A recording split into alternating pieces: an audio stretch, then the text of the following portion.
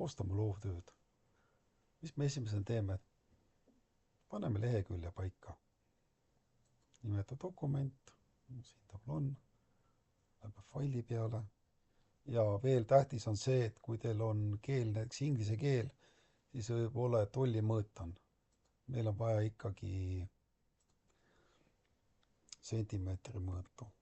Nii, üleval 2,5, vasak äär on 3, parempoolne äär on 2,50. Nii, kontrollime üle, täpselt niimoodi peab olema. Näete, niimoodi peab olema.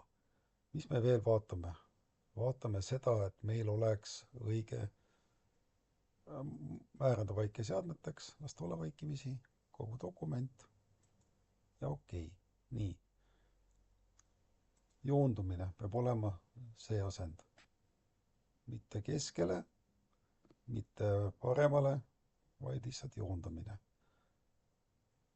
Rea lõigu vahe 1,5. Nii. Siin ma panen, et Times New Roman kindlasti. Teksti suurus on 12.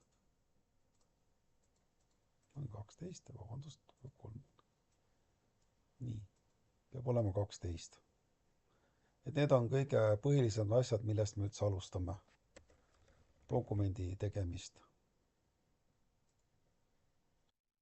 Vaatame kohe üle ka tiitellehe. Tiitelleht on välja toodud siin.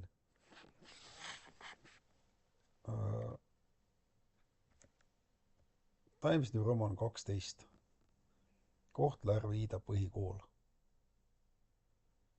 Nii, loovtöö pealkiri, näete, siin on väikesed tähed, siin on ülejäänud tähed. Samamoodi Times New Roman 12. Teema pealkiri 16 paksus kirjas. Õpilase nimi, klass, juhendaja nimi on samamoodi Times New Roman 12. Kohtla-Järve panin 2026. Times New Roman 12. Nii. See vahe 7, see näitab 7 korda enterit. Ma näitan teile kohe ära. Nii. 1, 2, 3, 4, 5, 6, 7. Näete niimoodi.